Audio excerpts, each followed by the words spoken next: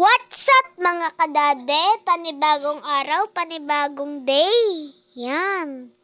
Panibagong vlog na ho ngayon. Ay ngayon ay papaliguan namin si Kobe at Camila. Ayan. Si Kobe ho'y tuwan-tuwa kasi maliligo na ulit siya. Ayan. At tinanggal na ho ni Daddy ang kanyang tali at sobrang higpit po. Gawa ng sobrang bargaso niyan. Minsan ay nakakawala na sa kadena. Ayan. At ayan ho, bigla hong tumalon. Kitang-kita niyo naman ho. Ayan. Ay bigla pumunta sa damuhan. Yan, nasa damuhan. Nadamuhan ho siya. Pagkatapos ho, no, pumunta na ho siya sa terrace ni Ninang din ho. Sa sipodon po siya paliliguan. Ayan, ay biglang tinali na agad ni Daddy para siya ho ay maliguan na. Ayan ho, at kaswerte ho ni Kobe ay puti ho ng kanyang mga balat. Pati ho si Camila, yung isa naming aso. Ayan. At nagtatalsik nga ho ang kanyang mga tubig sa katawan. Ayan ho, binanlawan ho ng maigi ni Daddy. Pagkatapos ho noon, sinabunan na ho ni Daddy. Nung malinisan na ho, para ho susunod na si Camila.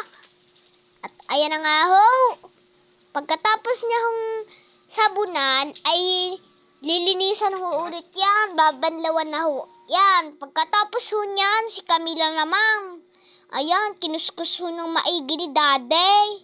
Pati ho ulo, kinukuskus din. Ayan, sarap na sarap po si Kobe sa pagligo, kaya ho hindi siya nagbababargas. Kasi alam niya ho, pag nagbarbargas, siya ho masasakal, gawa ng nakatali ho siya. Maliit lang ho ang tali ng kanyang kadenang iyon. Ayan, at kinuskus din ho ni Daddy, pati buntot. Ayan, kinuskus ng maigi si Daddy kasi wala ho kayong makikita dyang libag o yung mga gumagala po sa hayop, yung mga insekto po sa hayop, wala ho kayong makikitang ganyan doon sa aming aso. Ayan, at binanlawan na ho ni Daddy. At tuwan-tuwa nga ho si Kobe dyan. Yan, nagbabargas na ho. Yan, ay saka ho, binanlawan ni Daddy nung malinis. Ang ayos ho ng dyan ni Daddy, banlaw. Sobrang sarap po ng ligo dyan ni Kobe. Abay, ang sarap daw maligo, sabi ni Kobe. Sabi ho ni Kobe, ligo-ligo lang daw pag may time. Ayan. At patapos na nga ho diyan si Kobe. Ayan, tapos na ho siya. At ibabalik na ho ni Daddy yan sa kanyang kulungan. Ayan. At biglang tinalon ulit ni Kobe. Tatalon niya ulit. Ayun, tinalaw na ulit. At ayan, papunta na ho siya sa kulungan. Ayan, may nakita bang plastic? Abay, kinuha muntik nang kainin. Sabi kayo huwag kainin at hindi naman yung kinakain Ayan. At ayan, napakasigla ho niyan. Yung asong iyan. Ang dami ho niyang kinakain. Yan ho, ay mataba. At ayan man ang aming pangalawang aso, si Camila. Ayan. Ay, bigla ho yumakap din si Camila kay Daddy. Trabaho na si Camila. Makikita niyo ho sa video. Ayan ho. Yumakap po yan. Ay, yung isa po naming aso si Kobe, yung pang-una ho niliguan. Ay, yun yung nagpa-practice tumayo. Pati ho ari si Camila. Ayan, pumunta ulit sa kanyang kulungan. Tapos tumalon na rin. Camila. At pinuntahan niya muna ang kanyang isang kaibigan, si Kobe. Ayan. Si Camila. Inaamoy parehas. Sabi ko kayo, Camila. Hoy, Camila. Huwag ka muna magpaamoy kay Kobe. Ang baho pa. Hindi ka pa naliligaw.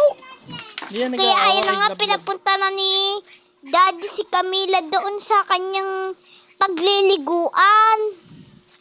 Ayan, ang bargas naman ni Camila. At ayan ho, yan ho babae. Yung pang-una ho ay yun ay lalaki. At ayan na nga ho, ay bigla na hong pinustan, parang ako ho nagpusit diya ng tubig. Pinustan ko na ho at ayan na tubig. Para ho maging malinis na si Kobe. Ayan, ako nga ho nagpusit. Ayan, tuwan-tuwa naman ho ako diyan. At nakakatulong ako kay Daddy magpaligo sa aso. Ayan.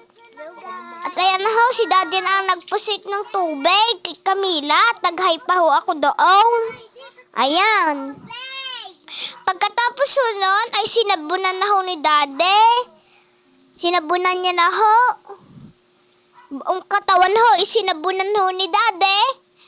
Kay Camila, ay si Camila ay nakagayon ang mukha eh.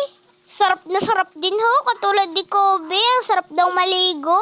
Pag daw ho siya ay naliligo eh, ang sarap sa pakiramdam. Ay kitang-kita niya naman ho at hindi ho yan mabargas. Mas mabargas pa ho ang isa naming aso.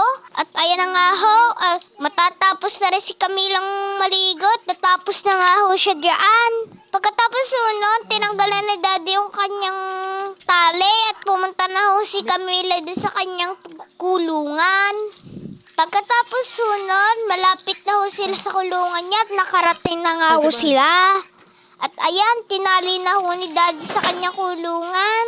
Ayan, ang sarap daw maligo, sabi ni Camila. At dito na ho nagtatapos ang ating vlog. Thank you for watching!